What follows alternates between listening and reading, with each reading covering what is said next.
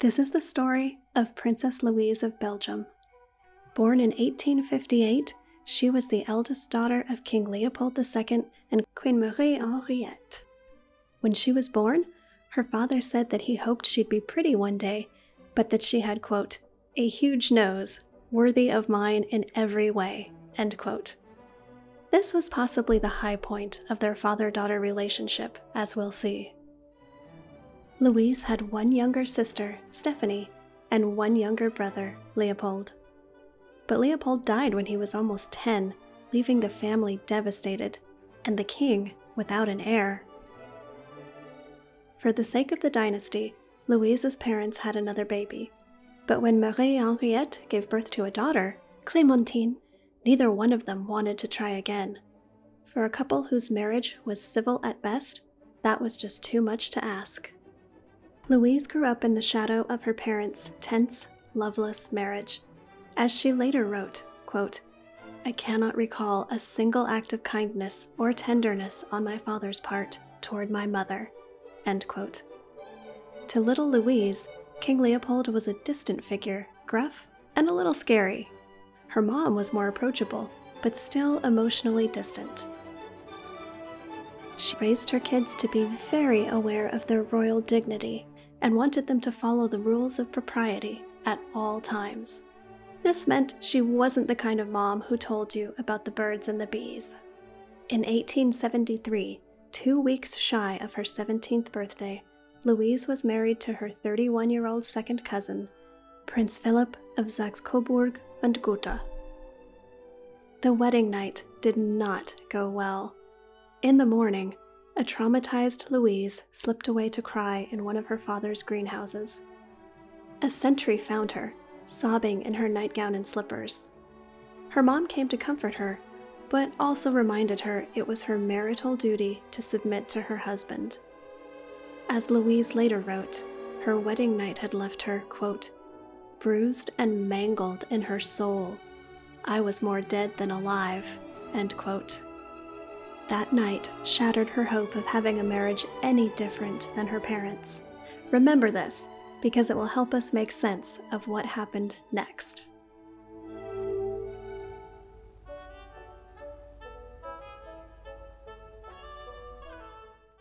According to Louise, her new husband Philip tried to change her from a scared teenager into a real housewife of Imperial Vienna.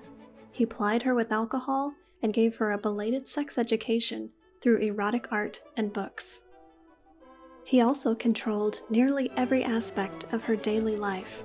Coffee, for example.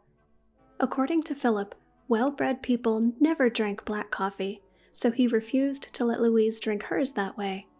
But Louise had what was probably lactose intolerance. She couldn't drink milk without getting an upset stomach. That didn't matter to Philip. Appearances and behavior mattered more. Besides, he said, his mom always drank milk in her coffee, so that's obviously what every well-bred woman should do, right? There were other control issues too. Their big Viennese palace only had 2 bathrooms. When Louise asked to have another one installed closer to her room, Philip refused. If the palace had been good enough for his parents and grandparents, it should be good enough for her too. This type of tight-fisted control only made Louise more determined to rebel. She took what Philip taught her and used it to flip him the metaphorical bird. You want me to drink? Fine, I'll drink with the heir to the throne and every handsome archduke in Budapest. You want me to have sparkling conversation? Fine, I'll do it after dancing every waltz with the most eligible army officers in Vienna. It didn't take long for Louise to become a self-absorbed party girl. She was the one who flirted too much, drank too much, spent too much, and who wore necklines cut a little too low. And while YOLO as a lifestyle was fun, it was also her form of protest against her husband. Louise later wrote, quote, a palace can become a hell, and the worst hell is that where one suffocates behind gilded windows. Titles count for nothing. A bad household is a bad household. End quote. Not even the birth of 2 children could reconcile Louise and Philip. In 1878, Louise had her first baby, a boy named Leopold. Her mother came to stay with her, and for a while, Queen Marie Henriette's calming influence helped Louise and Philip get along. But once her mother left, they drifted apart and fell back into old habits. In 1881, Louise was pregnant again. This time, when her contractions started, she pretended nothing was wrong so Philip would leave and go about his day. Because she waited so long to tell anyone, she had to give birth without a royal doctor who just couldn't get there in time. With a midwife's help, she gave birth to a daughter she nicknamed Dora. This time, there was no post-baby reconciliation.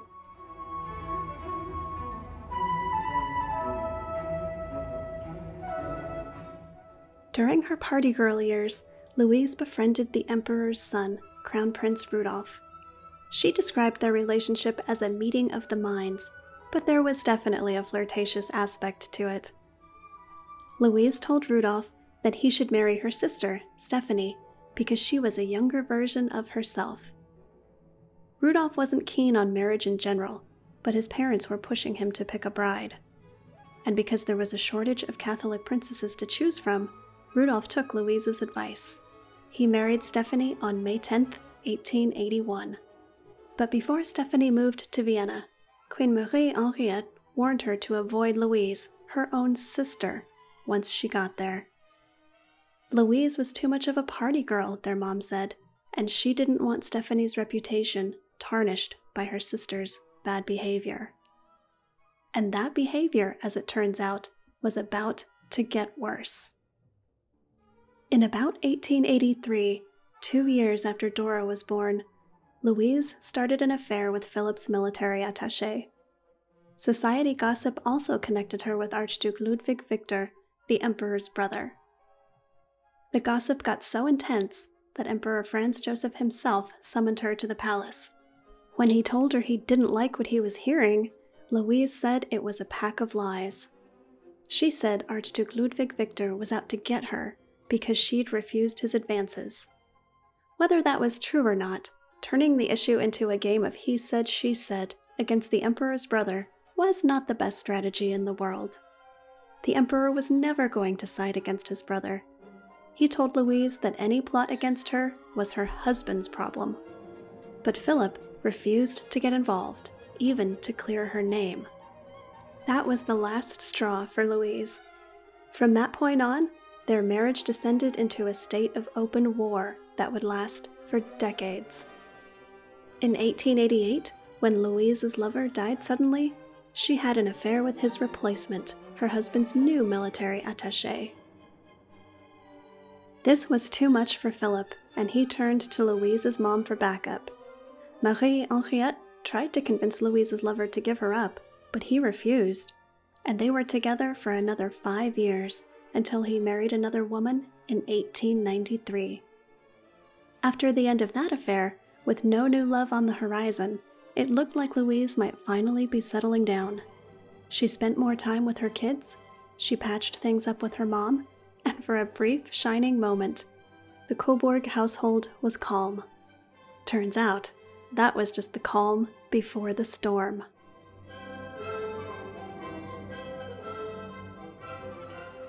One day, in the spring of 1895, Louise was out for a drive in Vienna. Suddenly, she saw a young lieutenant struggling to control his horse. They locked eyes, and the moment was electric. He later wrote, quote, "My whole being underwent a transformation. I knew that she would henceforth mold and govern my life. Glimpses of her became vital to my existence." End quote. That lieutenant's name was Count Geza Madacic-Keglovich. She was 37. He was a decade younger. Louise and Geza didn't hide their attraction, which progressed from chance meetings in the park to smoldering glances at the opera. When she went on vacation to Abbazia, he followed her. Away from the prying eyes of society, they finally had time to talk. When they realized they both loved horses, she commissioned Geza to buy horses for her stable and teach her to be a better rider. That job gave them an excuse to see each other regularly. Geza and Louise later denied that they ever had a physical affair, but I'll let you decide whether to believe them. Philip, of course, disapproved of their relationship, whatever it consisted of. In 1898, he ratted her out to Emperor Franz Joseph, who banished Geza and forbid Louise to appear at court that winter. So the couple left Austria for France. Louise even took her daughter Dora with her. During this self-imposed exile, Louise spent money like water and ignored anything that looked like a bill. She blamed it on Philip, calling it, quote, "a way of revenging myself for the constraints and pettiness of an oppressive avarice," end quote. Plus, she was sure she'd inherit millions from her father, King Leopold II. He personally owned the Belgian Congo and would overlook any atrocity committed there as long as it made him money. I don't know if Louise knew about the atrocities, but she definitely knew about the money. And so did a lot of other people, as she'd soon find out.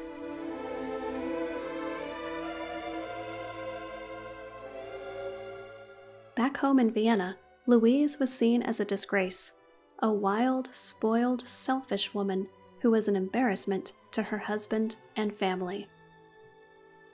Her daughter's fiancé convinced Dora to leave Louise, worried that condoning Louise's behavior might impact their own share of Louise's future inheritance. And what did Louise's husband make of all this? Well, according to Louise, Philip just couldn't let her inheritance, go. On February 18th, 1898, Louise's birthday, Philip sent a messenger to Nice challenging Geza to a duel. Geza went back to Vienna to accept the challenge. There, in the same Viennese writing academy where he'd given Louise lessons, Geza and Philip squared off with pistols. Geza fired into the air, but Philip fired straight at Geza. He missed, so the duel progressed to round 2, with swords. Geza nicked Philip on the hand, easily winning the duel. But Philip had no intention of giving up. This time, he accused Geza of forging signatures on a promissory note to get the money to pay for their rock and roll lifestyle. Now, with the Imperial police after them, Louise and Geza didn't know where to turn. Her first instinct was to head for England and ask Queen Victoria for help. But when they got there, according to Geza, they realized Queen Victoria was on vacation in France. Now, since newspapers of the time regularly reported on traveling royalty, it seems like they could have figured this out ahead of time, but for whatever reason, they didn't. So if not England, where could they go? Geza sent Louise and her lady-in-waiting to his mom in Croatia for protection, but Austrian spies soon found them both, and the police arrested Geza on the forgery charge. During his trial, he would be stripped of his title and sentenced to 6 years in military prison. But Philip had something else in mind for his runaway wife. His men broke into her room and gave her an ultimatum: return to Philip or be locked up in an asylum. Louise chose the asylum. Anticipating her response, Philip had sent a lawyer, a doctor, and a nurse with a pre-written diagnosis of insanity. They grabbed Louise, put her on a train, and checked her into the LUDWIG Asylum, just outside Vienna. Now, LUDWIG was famous at the time. It's where royals and aristocrats got sent when they were just too much for their families to handle. Louise was by no means the only royal lady to be sent there. The Duchess of Cumberland, born Princess Tiara of Denmark, was there 3 different times while suffering from depression in the 1880s and 1890s. Most of the time, royal patients were pronounced cured and went home again, like Tiara.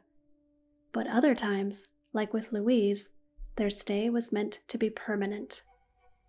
Later, Geza said that if he'd suspected what Philip had in mind, he'd have defended Louise with his life.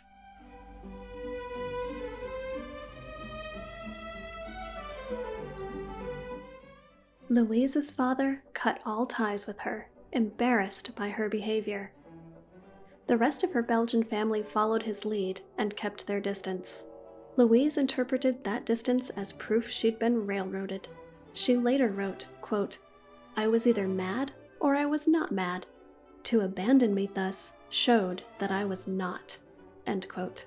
After all, someone truly insane couldn't be held accountable for their actions. Someone truly insane deserved care and sympathy. Louise received neither. To make matters worse, Louise never saw her mother again. She died while Louise was in the asylum. All she had left were her mother's letters, and judging by the tone, Louise could tell that her mom had believed the story that she was insane. Without her mom, and since the rest of her Belgian family was no help, Louise turned to her daughter Dora and Dora's husband. Their answer was simple: "Sure, we'll help you, if you sign over the rights to any future inheritance." Louise refused. She clung to the belief that she could somehow find a way to control her own destiny. She later wrote, quote, "My crime did not consist in my rebellion against a husband and a marriage of convenience. My crime consisted in showing that deplorable spirit which the world rarely pardons, the fighting spirit, the spirit of resistance. The world dislikes a woman who defends herself." End quote. But it's not like Louise was invisible just because she was in an asylum. Newspapers reported on her story, and some of them took her side. This worried Philip. The last thing he wanted was a public relations nightmare keeping their names in the papers. Out of sight, out of mind, he thought, and had Louise moved to a facility in Saxony. There, Louise lived with a maid and a lady-in-waiting, isolated in a villa in the park. It was a luxurious prison, but it was still a prison. At the same time, a young married woman named Maria Stuger got a job at the prison facility where Geza was being held. She'd read stories about him in the newspaper, and, captivated by his romance with Louise, decided she wanted to be a part of it. According to Louise's biographer, Maria became Geza's mistress. She also became a sort of secretary and PR manager, bringing in legal experts to help with Geza's case, and making sure the papers published stories sympathetic to his cause. Whatever she did worked. In 1902, after 4 years in prison, Geza's forgery conviction was overturned due to a lack of both due process and evidence. Once he got out, he immediately started looking for Louise. He made friends with a French journalist who bought the exclusive rights to the story of Geza's quest to find Louise. Through it all, Maria Stuger stayed by his side. Geza tracked Louise down to the sanitarium in Saxony, where she still lived in comfort, but was constantly watched by policemen and spies. But Louise had no idea he'd even gotten out of prison. One day, while out for a drive, a guy on a bike almost smacked into her carriage. She met the man's eyes and recognized him instantly. It was Geza. She thought he'd have her out the very next day. But that's not what happened. Not by a long shot. It took 3 more years of watching, waiting, plotting, and planning. According to Louise, both she and Geza were still under close watch by policemen and spies. They arranged the occasional incognito meeting in the park or nearby woods. When they couldn't speak without being overheard, Geza found ways to slip her notes of encouragement. Once, he paid a boy to pass her a note that said only, "Hope." It's not surprising that Louise's health took a turn for the worse, what with the constant stress of waiting and worrying. When her doctors prescribed a stay at a spa in Bavaria, Geza knew this was his chance. He had to get her out before they took her back to the sanitarium. But he and Louise still needed help to pull off their plan, so they brought in a few helpers, including waiters, strangers, and Louise's lady-in-waiting. This part of her memoir reads like a spy novel, with a bunch of random people recruited to give her signs that help was on the way, including a mysterious glance from an Austrian tennis player, an encouraging whisper from a blonde man in the hotel dining room, and a note slipped underneath a tablecloth. Finally, on the night of August 31st, 1904, the hotel's night watchman knocked softly on Louise's door. He asked her to take off her boots, and then they tiptoed past the other watchmen, out of the building, and into the woods, straight to a waiting Geza. Dressed as peasants, Louise, Geza, and Maria Stugar made their way to Paris, where they were finally safe from Philip and Franz Joseph and the Imperial police. Louise's 7 years of captivity were over.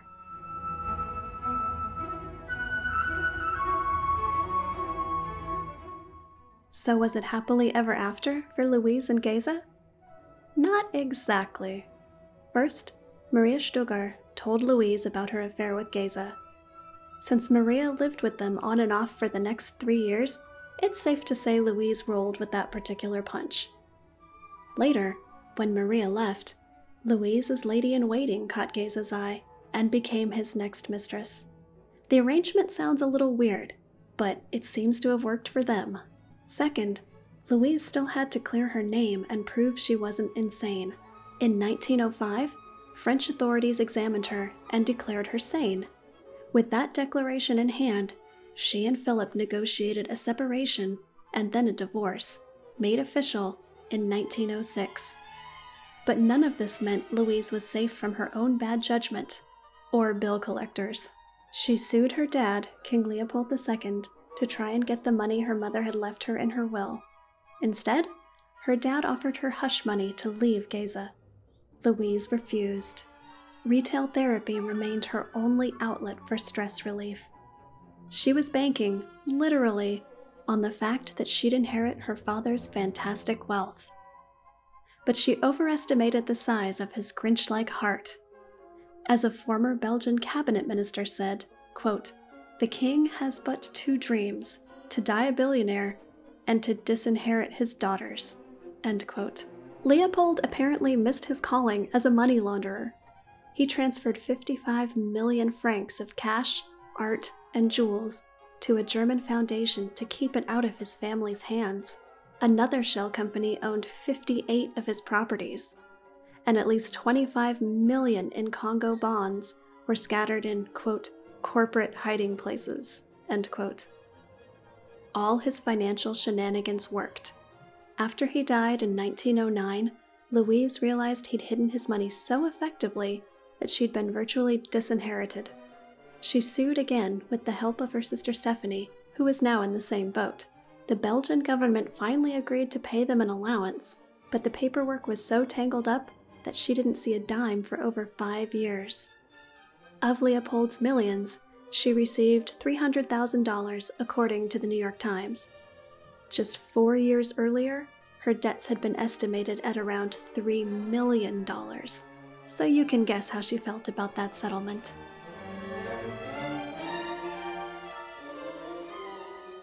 Louise and Geza drifted from Paris to Germany and back to Austria. Shadowy financial transactions followed them, which of course she doesn't mention in her memoir. In 1913 alone, Louise was sued for backing out of a real estate purchase and accused of swindling a German engineer out of $1 million.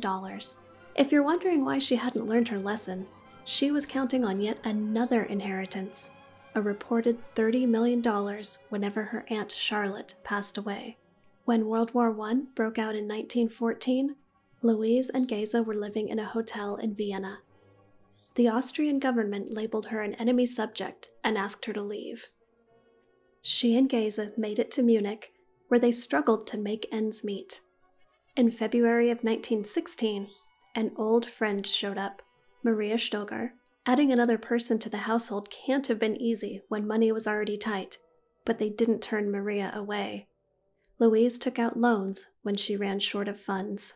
Once again, her daughter and son-in-law tried to get her to sign over the rights to her future inheritance in exchange for a little help.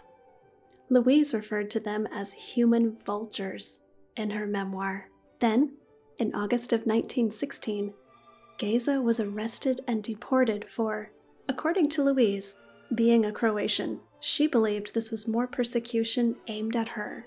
She later said, quote, "The order had come from the highest authority to alienate everyone who cared for me," end quote. The authorities charged Geza with conspiring against the Austro-Hungarian Empire and put him in a camp in Hungary. Louise stayed in Germany, but by 1917, her Bavarian creditors were fed up. They seized 72 trunks of clothes and accessories, selling them for a total of $20,500. By this point, she was barely getting by, surviving on a few handouts from her daughter and her sister Stephanie. In July of 1917, she decided to try and get to her daughter, who was in Silesia in modern-day Poland. But according to Louise, Dora wouldn't see her. Penniless, she relied on the charity of a nearby innkeeper who warned her that the police were watching her. The day before the innkeeper was going to evict her, a messenger from Gotha arrived, tasked with spiriting her out of Silesia.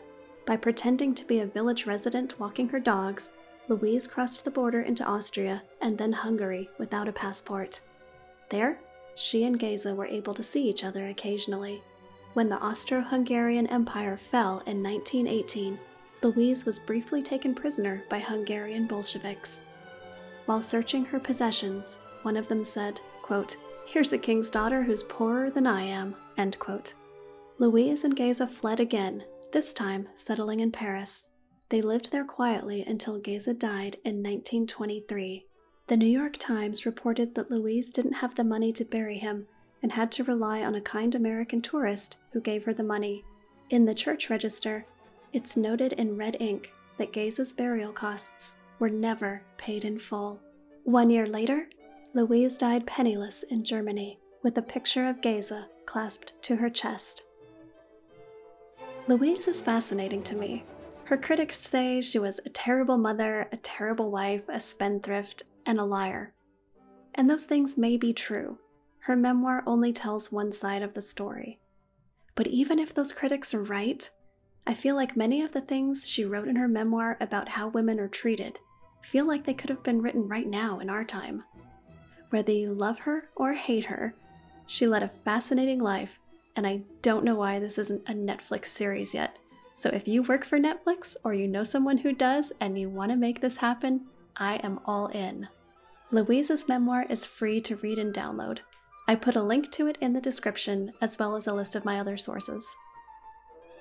If you enjoyed this video, please leave a comment, like, or subscribe. As always, I did my best with the foreign pronunciations in this video. I apologize if I got anything too terribly wrong. Thanks so much for watching! Until next time! For more fascinating stories about royal women, check out my website and sign up for my mailing list. I put links for both of them in the description.